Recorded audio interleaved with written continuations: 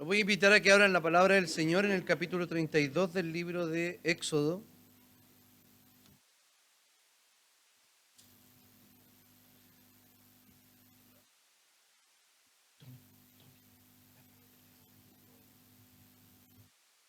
Teléfono.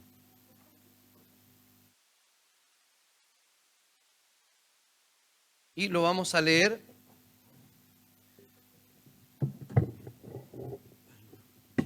Como que me quede aquí.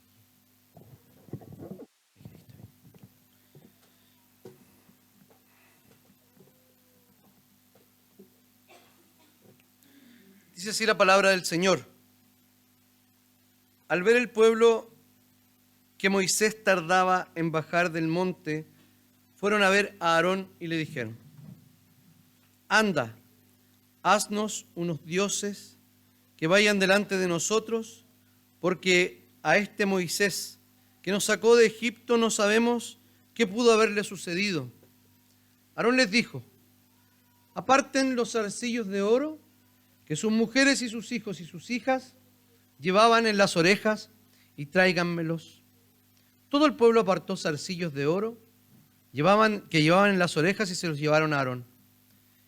Este los recibió de sus manos y con un buril les dio forma, hasta nacer de ellos un becerro de oro fundido.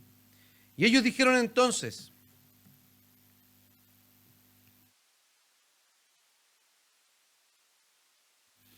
Israel, estos son los dioses que te sacaron de Egipto.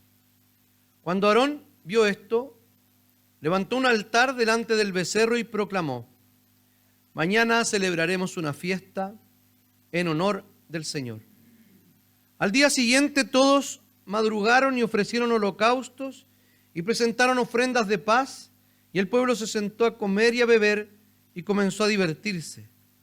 Entonces el Señor le dijo a Moisés: anda, baja del monte, porque el pueblo que sacaste de Egipto se ha corrompido. Muy pronto se han apartado del camino que yo les señalé. Se han hecho un becerro de oro fundido y lo están adorando. Y le ofrecen sacrificios, mientras dicen: Israel, estos son los dioses que te sacaron de Egipto. El Señor también le dijo a Moisés: ya he podido ver que este pueblo es de dura cerviz.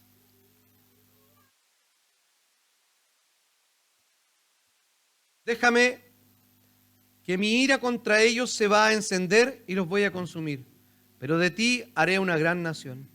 Entonces Moisés oró delante del Señor y le dijo: Señor, ¿por qué habría de encenderse tu furor contra tu pueblo? Y tú, si tú lo sacaste de Egipto con gran poder y mano fuerte, los egipcios van a decir: Dios los sacó para su mal. Dios los sacó para matarlos en los montes y para borrarlos de la faz de la tierra. ¿Y por qué van a decirlo? Calma el ardor de tu ira y no cometas este mal contra tu pueblo.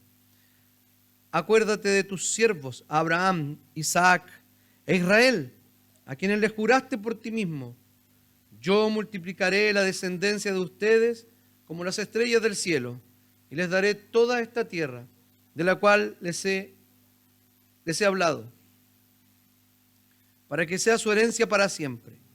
Entonces el Señor cambió de parecer y ya no le hizo daño a su pueblo.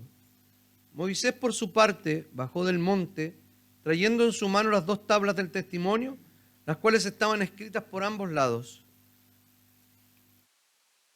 Las tablas eran obras de Dios, lo mismo que la escritura que estaba grabada en ellas.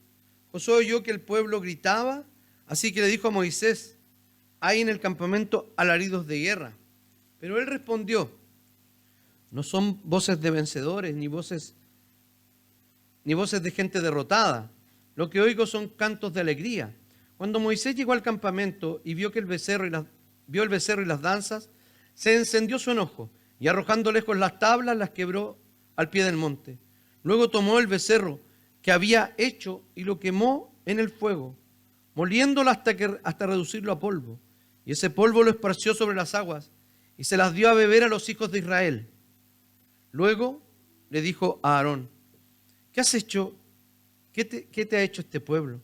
¿Qué le has hecho cometer tan gran pecado? Aarón respondió, mi señor, no te enojes. Tú sabes que este pueblo se inclina hacia lo malo. Ellos me dijeron, haz unos dioses que nos vayan abriendo el camino. La verdad, no sabemos qué pudo haberle pasado a este Moisés que nos sacó de Egipto. Y yo le respondí, el que tenga oro que lo aparte. Entonces ellos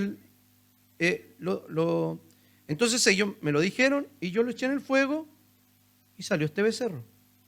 Al ver Moisés que el pueblo estaba desenfrenado, porque para vergüenza de ellos, sus enemigos, Aarón se lo había permitido. Se puso a la entrada del campamento y dijo, ¿quién está de parte del Señor? Únanse a mí. Y todos los hijos de Leví se le unieron.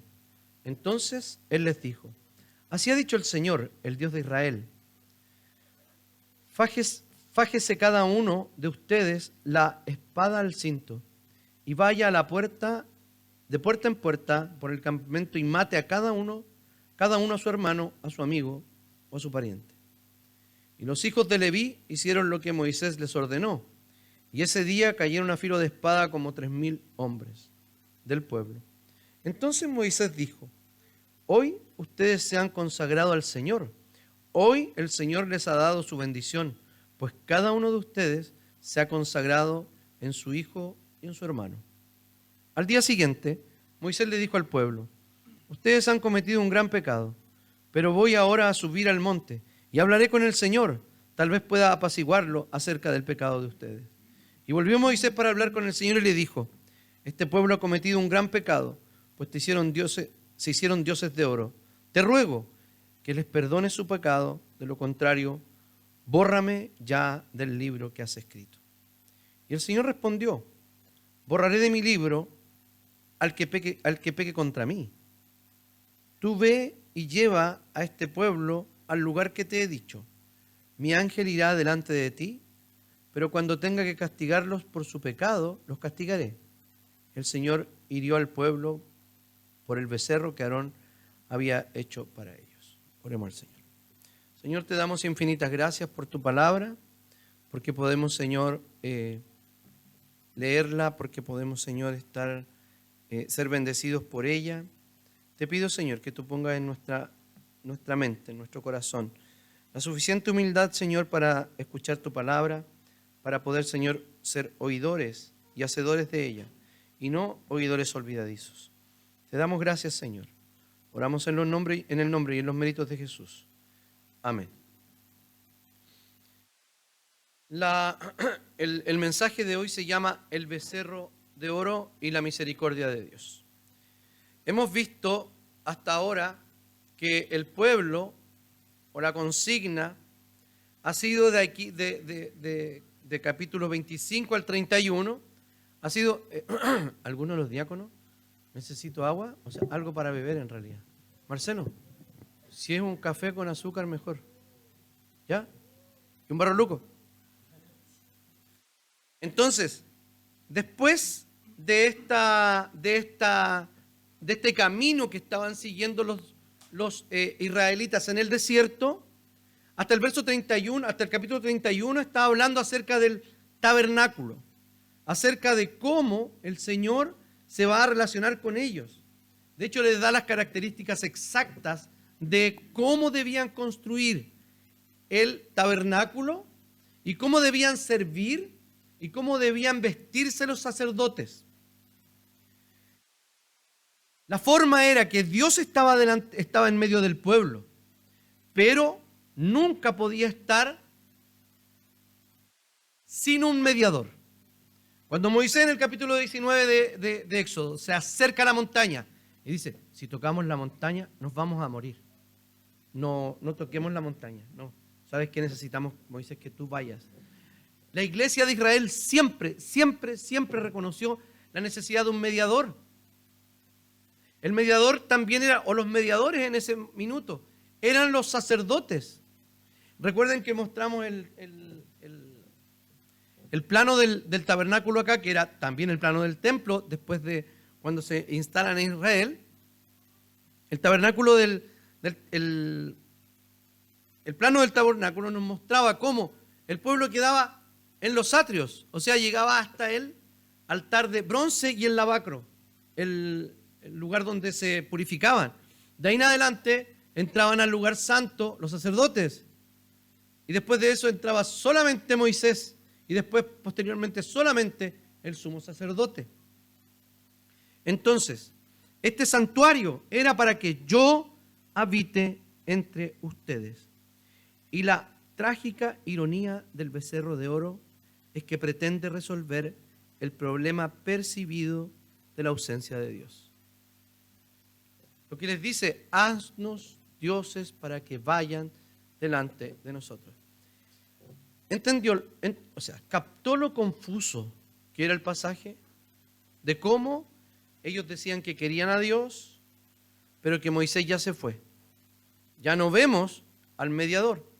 Luego de eso le dice, vamos a, después del mediador, después les dice el mismo Moisés que él iba a ir a interceder por ellos. O sea, era súper necesario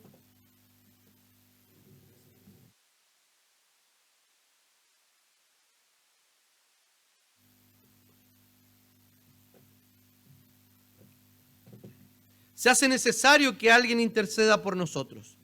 Entonces, vamos a ver esta confusión de cómo las personas en Israel esperan a Moisés por 40 días y luego dicen, no, Moisés no va a volver, haznos dioses. Pero Aarón les decía que era Dios, pero ellos hablaban de dioses. Y él les decía, miren, aquí está el Dios. Aquí está su Dios. Y él pone un altar y proclamó adoración a quien al otro día. Para Dios. Fíjense la confusión. El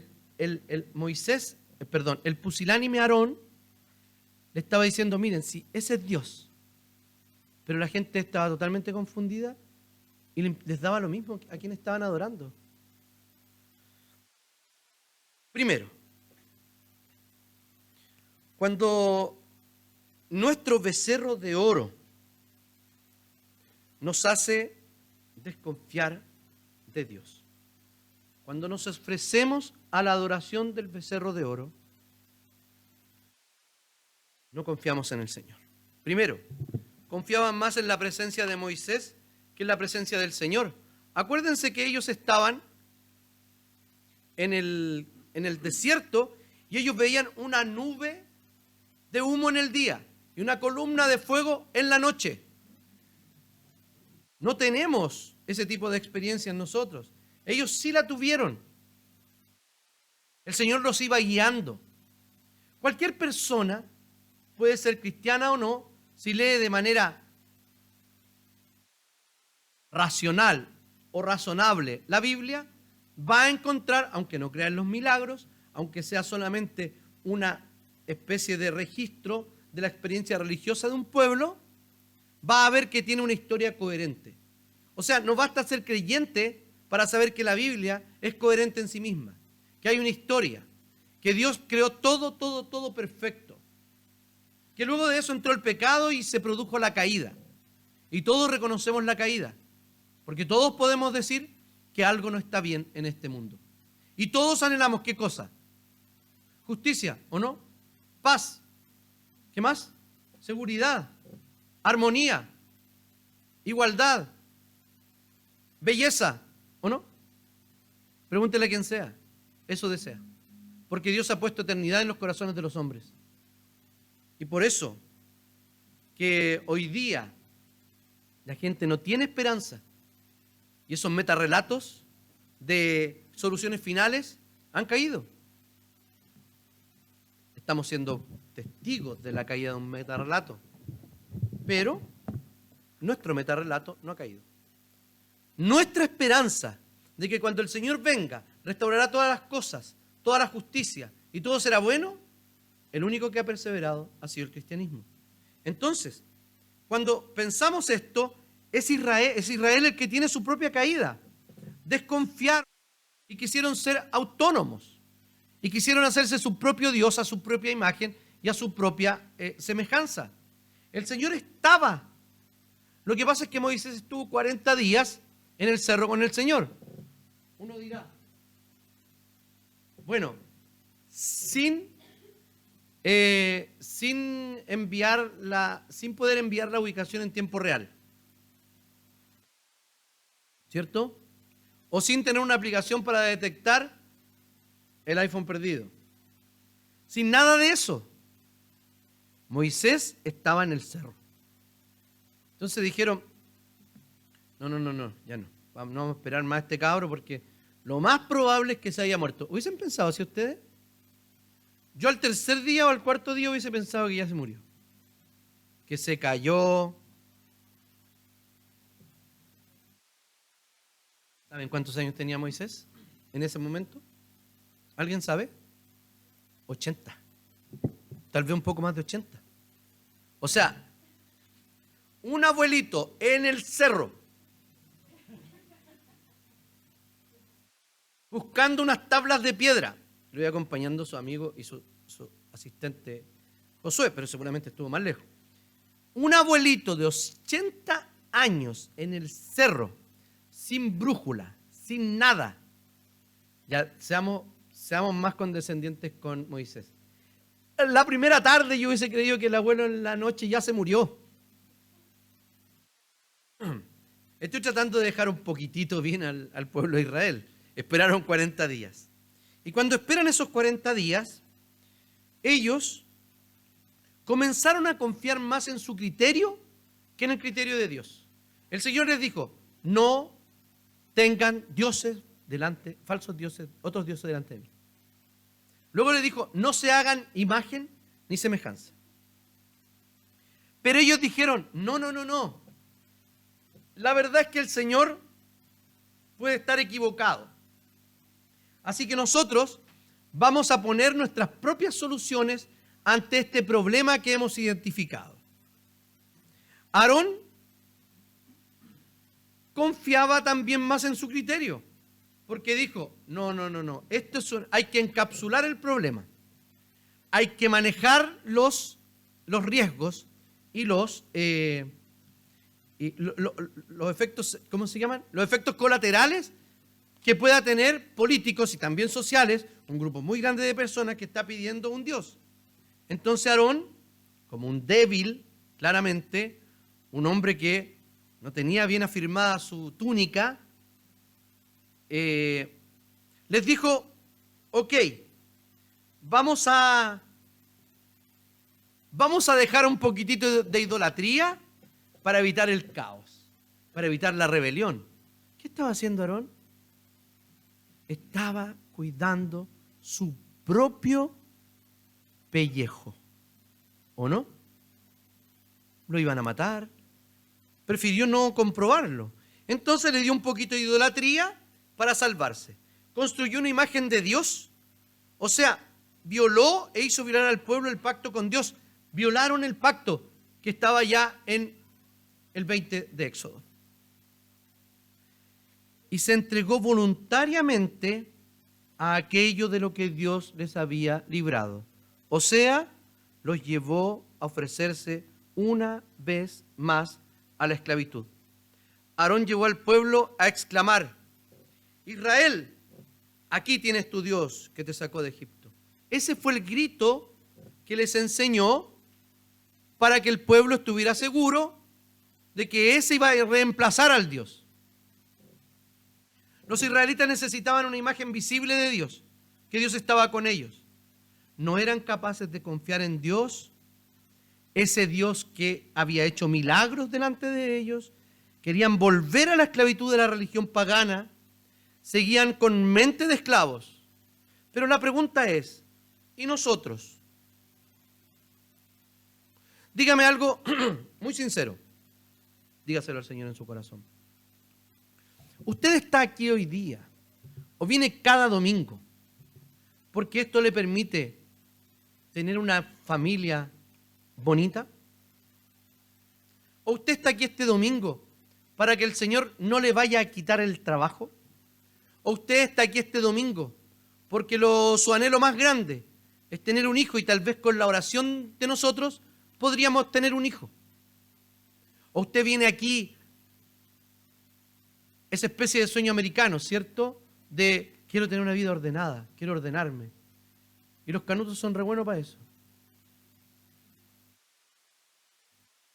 Dígame, si alguna otra cosa o algún otro Dios, otro ídolo, le diera la vida que tiene usted hoy día, o mejor que la que tiene, ¿adoraría a ese ídolo? ¿Saben cuál es la respuesta? Sí. Porque lo hacemos permanentemente. Ellos no abandonaron del todo a Dios porque ellos no adoraron un becerro, sino que algunos creían que era la imagen de Dios, otros creían que era otro Dios, pero al final era alguien superior a ellos. O sea, el que anda tras las bendiciones que le puede dar el Señor es capaz de ir detrás de lo que el diablo le puede ofrecer. Lo que hablábamos el otro día, ¿se acuerdan? No sé si aquí lo dije en otra parte, he predicado en otras partes este mes. Nosotros criticamos el caso Fundaciones que tenemos hoy día. Todos deberíamos criticarlo, ¿cierto? Todos. Robar es malo y sobre todo si es la plata de todos. Es malo. Punto. Y yo les preguntaba, ¿cuántos de nosotros hemos estado con un fajo de 10 millones de pesos enfrente para tomarlos? Yo no. ¿Saben por qué? Porque es altamente probable que yo hasta 5 tomaría.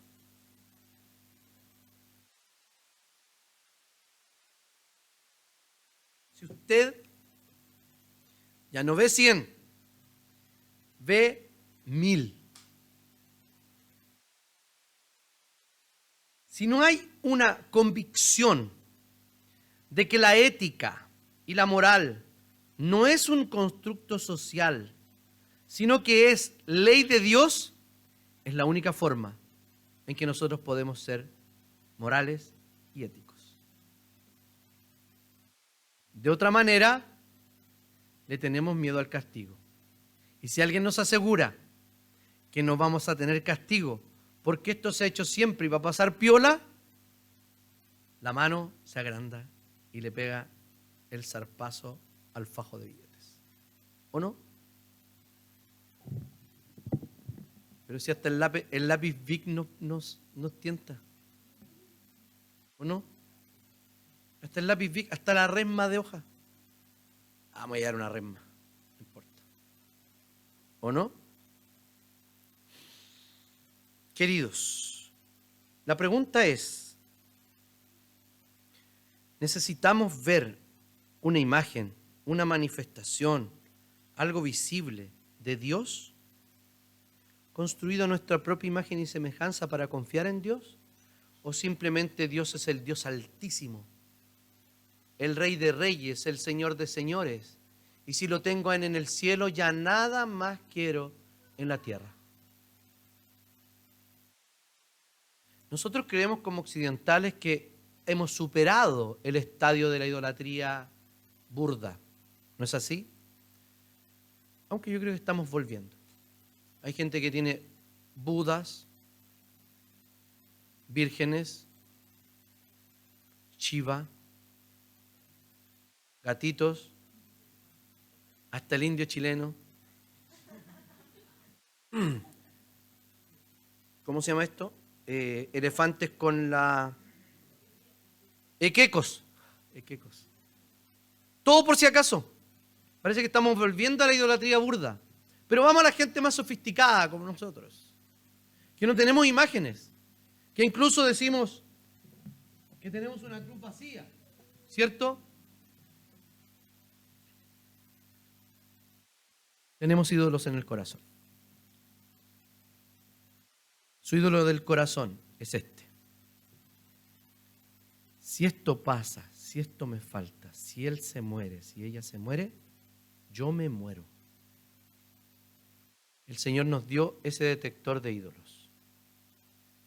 Si me chocan el auto, si me roban el auto, me muero. Si me lo ensucian, me muero. Si me lo lavaran, me muero.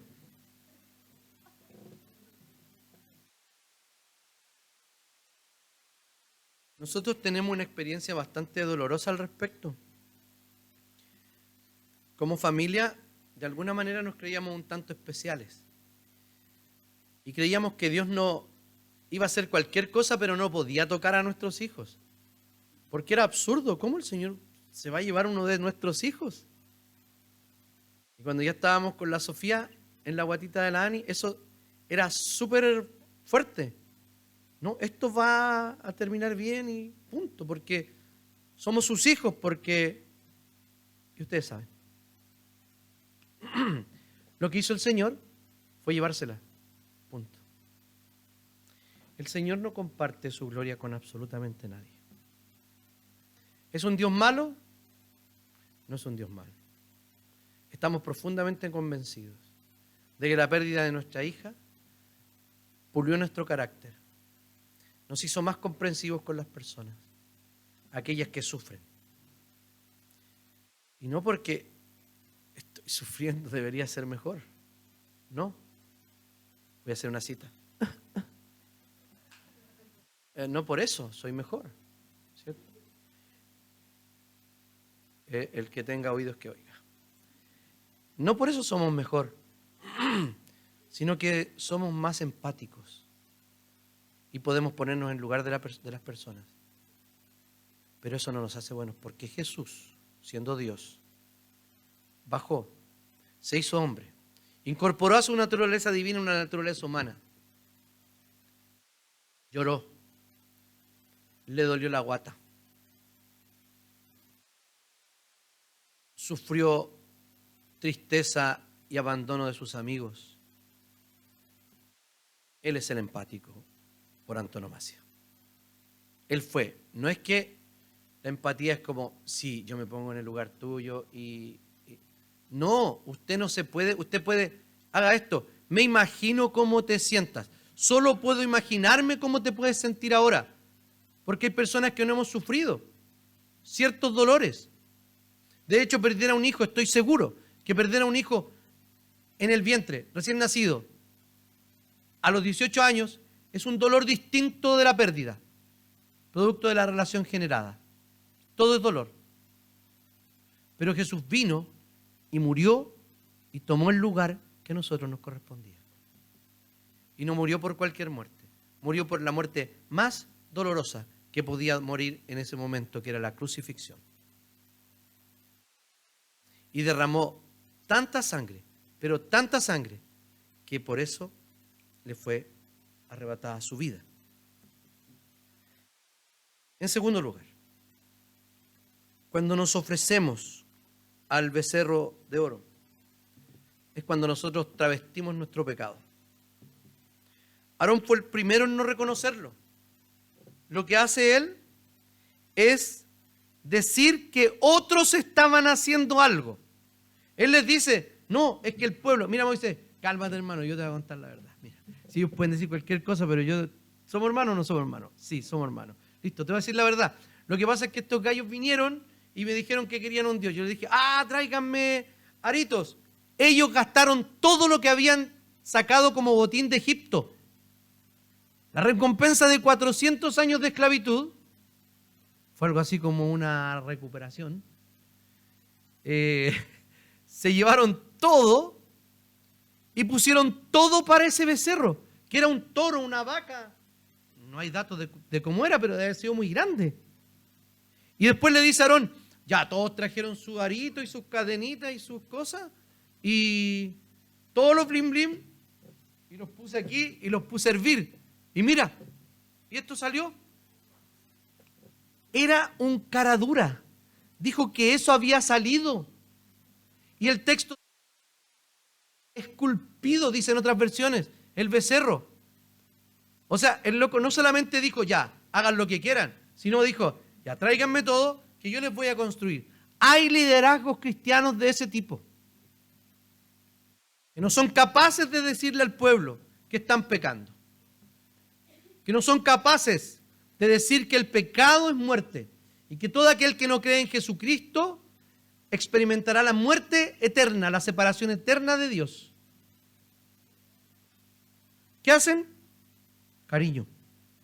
Como dice Pablo, se amontonarán con aquellos maestros que le cuenten cuentos. Y literal en griego dice así como que le acaricien la oreja. Porque nos gusta que nos acaricien la oreja, ¿cierto?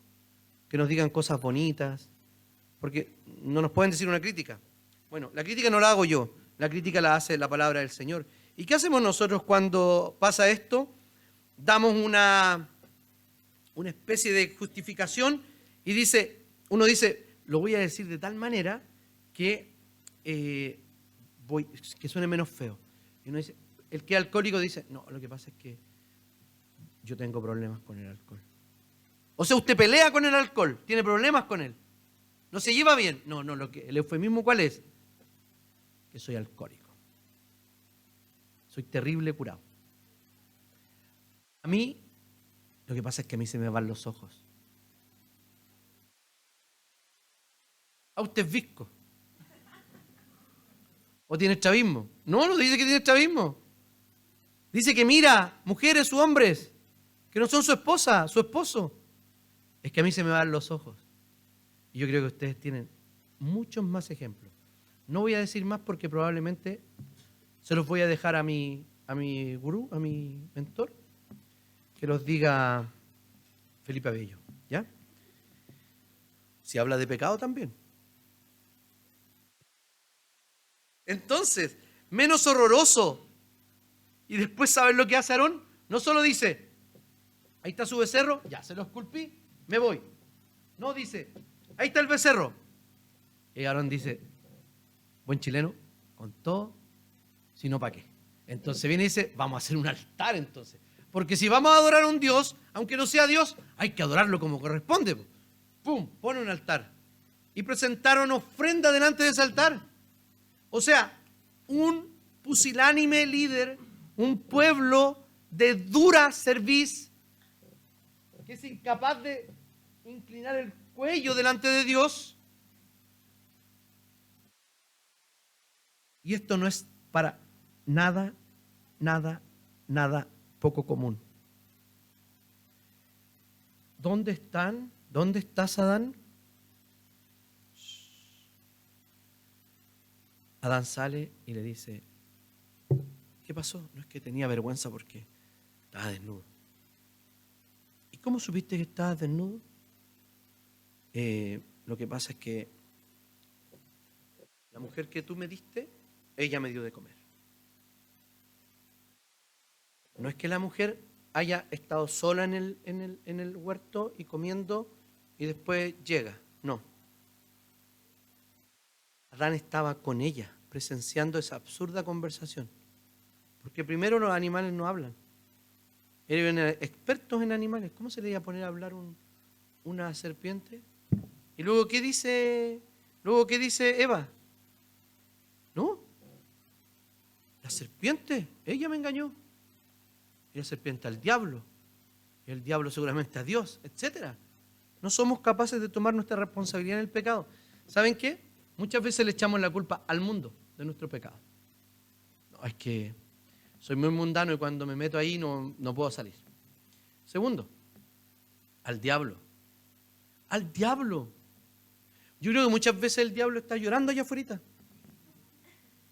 pidiendo reivindicación. ¿Cómo se llama esto? Por injuria y calumnia. Yo sí que soy malo, lo sé, lo reconozco. Pero lo que hizo ese hermanito, yo no tuve nada que ver ahí. Santiago dice que cuando pecamos, somos tentados de nuestro propio corazón, de nuestra propia naturaleza pecaminosa. Entonces, esta acción es una respuesta temerosa de Aarón de lo que el pueblo le podía hacer. O sea, él le temió más a los hombres que a Dios. Fue un abandono flagrante de sus responsabilidades. Aarón amaba tanto su posición, su comodidad, que en lugar de decir, no, esto no se hace, lo que hizo fue inventar, producir un culto travestido, un culto maquillado. Presentaron holocaustos y sacrificios a esa imagen que supuestamente era de Yahvé. Seguramente no todos lo entendían así. Para ellos era otro Dios. Si ellos eran idólatras en Egipto. Comieron, bebieron. Y después dice que se entretuvieron, se divirtieron, dice la Reina Valera contemporánea. No, ese es un eufemismo demasiado laxo. La palabra es algo así como, se podría traducir como desenfreno. Y esa palabra en hebreo tiene connotación sexual. O sea, lo que pasó fue, presentaron culto, comieron, se curaron, y después de eso hubo la mansa orgía. Eso era. Había un sexo desenfrenado. Eso es lo que produjo el falso culto. El verdadero culto produce otras cosas, sanas, santas, bendecidas. Pero el culto pagano, travestido de culto cristiano, o su propio cristianismo, o su propio paganismo, maquillado como cristianismo, no le va a llevar a nada bueno. Ellos presentaron un culto mezclado, un fuego extraño, una imagen burda, un líder débil y servil, que no exhortó al pueblo, sino que prefirió mantener su fama. El evangelio, queridos hermanos, es incómodo, es ofensivo. ¿Saben por qué? Primero, porque nos pone a nosotros como pecadores y enemigos de Dios. En segundo lugar, porque no hay nada, absolutamente nada que podamos hacer, porque nuestra justicia, cuando queremos presentar una obra, Señor, mira, por esto tengo que ser salvo, es trapo de inmundicia delante del Señor, dice el profeta. Voy a ser muy explícito. El trapo de inmundicia no era una especie de estropajo ¿se acuerdan de los estropajos de las cocinas? Que eran tan asquerosos. Cuando yo escuché la primera vez trapo de inmundicia, estropajo. Color, era un grisáceo café con mancha. Y siempre tenía un pedazo de verdura. Y lavaban la loza con eso y comíamos. Somos los más fuertes. Pudimos sobrevivir a eso. Entonces, me perdí. El trapo de inmundicia no era eso. Era un trapo con sangre menstrual. Ese era el trapo de inmundicia. Nadie le va a dar un regalo, bueno, como el mundo está, ya no sé qué, pero nadie en todos sus sentidos le va a dar un regalo a alguien de eso. Que es lo capaz que ya haya pasado. El punto es que Aarón presentó una ofrenda burda, hizo algo absurdo que él sabía que estaba mal. Y uno dice, qué malo es ese Aarón. Yo hubiese estado en su lugar, hubiese hecho otra cosa. No sabemos, porque no ha estado en esa situación. Pero lo que sí sabemos es que nosotros sí somos como Aarón. Porque ¿quién de nosotros prefiere quedarse callado, guardar su propia reputación o su seguridad social, su ambiente social, y no poner la verdad delante de ellos?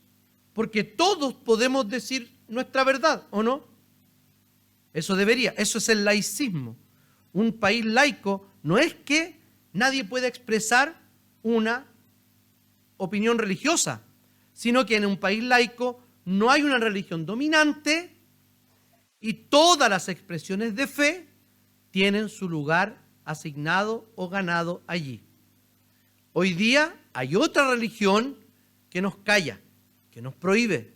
Entonces, hay una especie de discurso generalizado del cual todos debemos estar de acuerdo, porque si no, incluso un tiempo más adelante, vamos a poder ser judicializados por aquello que decimos o pensamos. ¿Qué digo con esto? Imagínense que ahora tendríamos solo el repudio social, ¿cierto? Por hablar del pecado, por creer que hay solo dos sexos, hombre y mujer, y que lo demás nos lleva al absurdo de que la gente se crea plátano o perro. Y hoy día nos pueden decir, oh, qué retrógrado, oh, no. Y no nos hablen. Tenemos aquí alumnos universitarios que conocieron al Señor durante su estudio y recibieron el repudio de sus cercanos por decir, ahora soy cristiana. Si solo es el precio que vamos a pagar, ¿qué va a pasar si eventualmente tenemos que pagar con la vida, con la libertad, con que nos marquen la casa, con que nos apedreen la casa?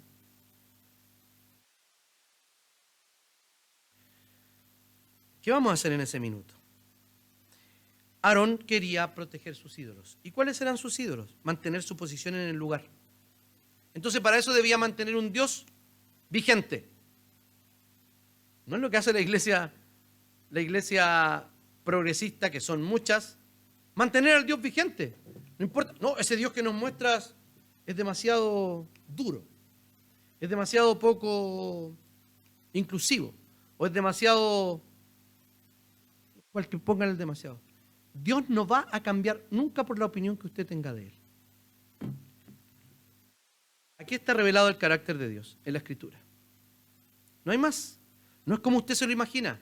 Usted tiene que hacer lo que hizo Moisés, romper sus ídolos de oro.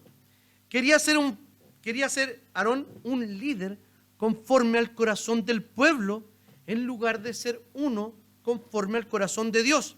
O sea, una autoestima deplorable. Necesitaba la aprobación a toda costa. Esos eran sus ídolos. Nadie estaba dispuesto a abandonar tan cómoda situación. Moisés se había ido, pero un Dios visible ya se había hecho. Todo se calmó, todo había vuelto a la normalidad. Ya había un Dios a quien seguir. Una vez que Moisés baja del monte y su pecado ya no era mostrado solo por su conciencia, sino por Moisés, él se autojustifica, como ya dije, ¿cierto? No, es que lo que pasa es que no estás entendiendo bien. Lo que pasó fue lo siguiente, que el pueblo me pidió, y ¿saben qué? Responsabiliza a la providencia divina, porque Aarón no está hablando de suerte. Miren, por casualidad esto surgió. No, dijo, y esto salió. ¿Qué está diciendo? Para un hebreo de esa época, ¿qué era? ¿Voluntad de quién era? Voluntad de Dios. O sea, si salió un becerro, es porque, bueno, Dios se habría hecho una impresión en 3D aquí. Y tiene cara de becerro, cuerpo de becerro, y ahí está. No me digáis a mí que yo lo haya esculpido. Esto salió, o sea, responsabiliza a la providencia divina. Y no creyó en el poder transformador de Dios. ¿Saben por qué? Porque él inmediatamente claudicó. No dijo primero que el pecado era pecado. No podemos saber cómo hubiese respondido el pueblo. Pero él no lo dijo, no lo hizo. ¿Y nosotros? ¿Somos mejores que Aarón? Díganme, ¿necesitamos del pecado para sentirnos aceptados, para pertenecer a un círculo, para que no se nos diga canutos retrógrados? Dígame, ¿qué es lo que hacemos nosotros como Aarón? Hacemos exactamente lo mismo, porque siempre nuestros pecados no son tan pecados como los de al lado. ¿No le ha pasado que yo estoy predicando en algunas ocasiones y en vez de estar pensando en usted, dice, qué bueno que está aquí? ¿O no?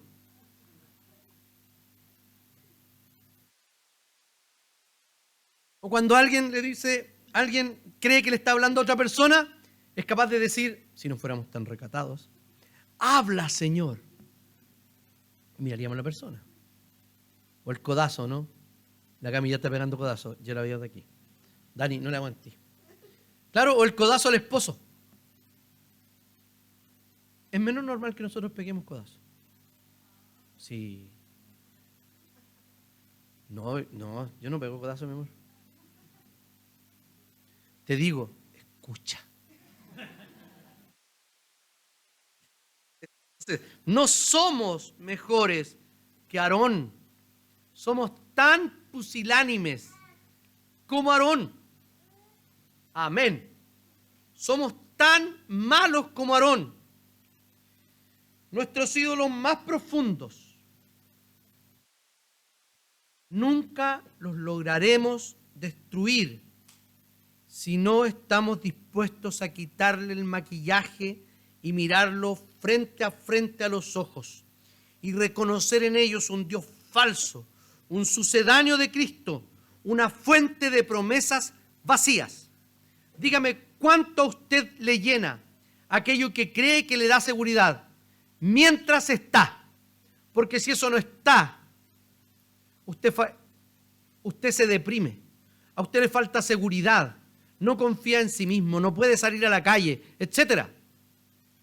Si eso no está, usted se muere. El salmista dice, ¿por qué, Señor, los ricos, los malos, prosperan? Están ahí haciendo alarde de su maldad y nadie los mete preso. Estoy parafraseando, pero son palabras muy parecidas. Nadie les hace nada. Hacen gala de sus maldades, son públicos, salen en las noticias y nadie les hace absolutamente nada. ¿Cierto? Pagan fianzas o simplemente conocen el sistema y salen de la cárcel. Y no estoy hablando solo de ricos, sino también de delincuentes. Y vemos que la justicia no está. Estuve a punto de renegar en contra del Señor hasta que entré en su presencia, dice. Y ahí supe que era un animal, que era una bestia que me había comportado mal con Dios. Y al final dice, Señor, si a ti te tengo en el cielo, ya nada más quiero en la tierra. ¿Cuántos estamos dispuestos a decir realmente eso de corazón? Si no estamos dispuestos a decir eso, es porque somos idólatras. Y debemos descubrir nuestros ídolos. Y aunque eso esté o no esté, aunque no haya animales en el ganado, aunque no tengamos absolutamente nada, aunque el fruto de la vid no exista, dice Habacuc, con todo yo me alegraré en Jehová. Y en tercer lugar,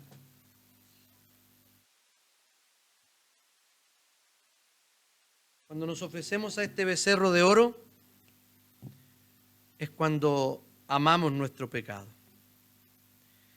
Aarón y el pueblo fueron fuertemente exhortados por Moisés. De hecho, rompió las tablas. ¿Saben lo que significó eso? Que había roto el pacto el pueblo. Se rompió. Destruyó el ídolo. Mostró que el pecado era muy grave y que se debían tomar acciones graves. De ahí exhorta a su hermano.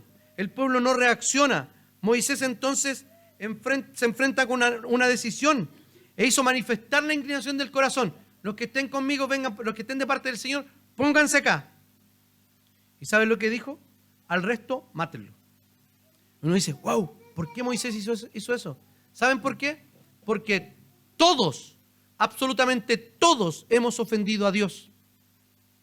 Y dice Pablo que por cuanto todos están destituidos de la gracia, de la gloria de Dios, todos hemos pecado. Y la paga del pecado es la muerte.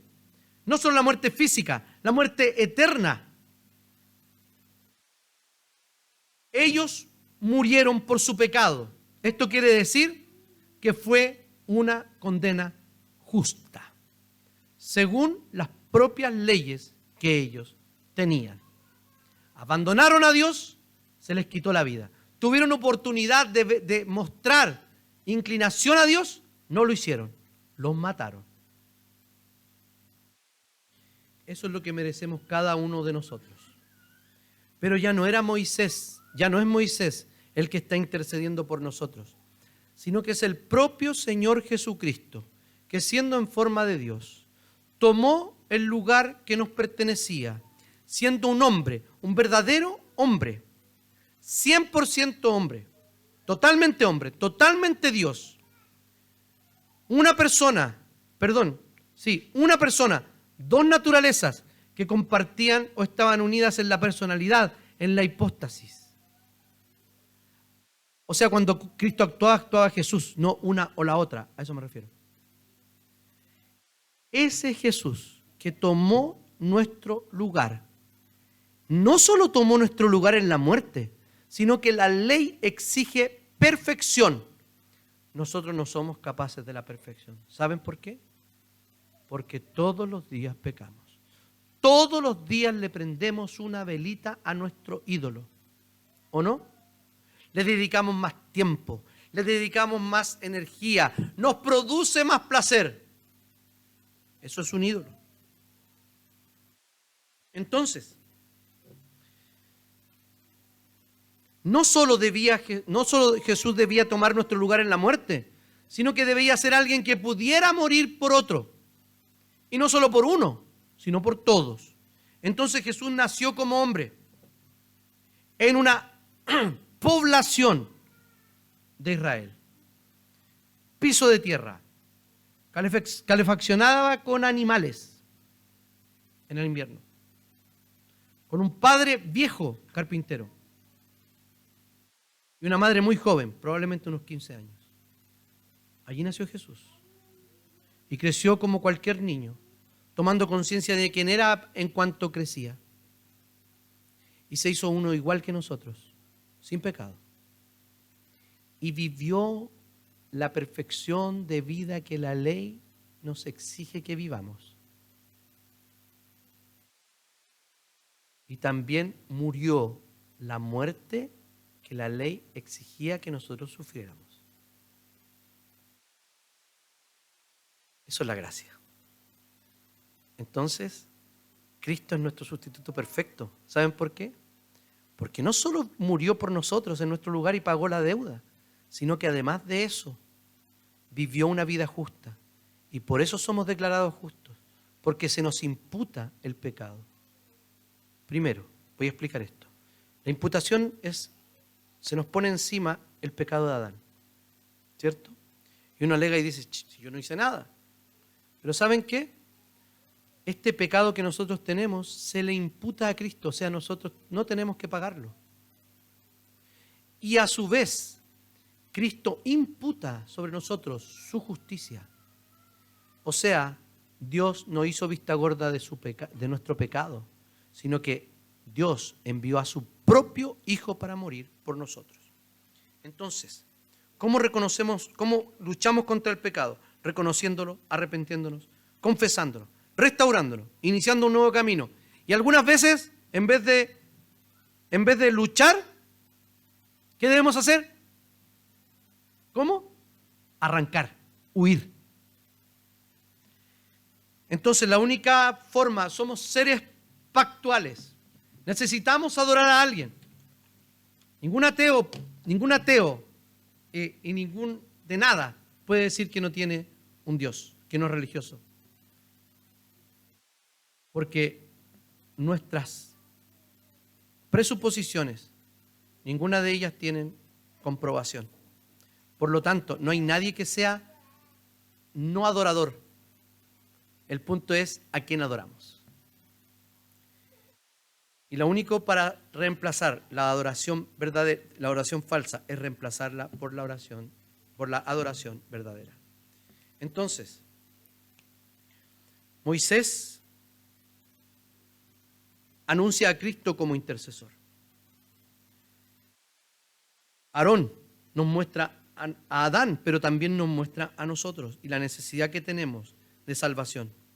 Moisés era un mediador humano. que podía compartir la culpa con el pueblo, pero no podía morir por ellos. Él sube y renueva el pacto una vez más. Y Moisés va y dice, no los mates. El Señor dijo, los voy a matar, no los mates. Si los vas a matar, mátame a mí. Eso hizo Jesucristo. Todos merecíamos la muerte. Si los vas a matar, mátame entonces a mí. El pecado debía ser castigado. Y el pecado fue castigado en la persona de Jesucristo. Y lo único que puede hacer el pueblo es aferrarse a día, misericordia de Dios, a su gracia, a depender de la obra de Cristo. No somos buenos y justos, pero sí somos santos y justificados en virtud de la obra de Cristo en la cruz. Oremos al Señor. Señor, te damos infinitas gracias por tu palabra. Te rogamos, Señor, que tú la atesores en nuestro corazón, que podamos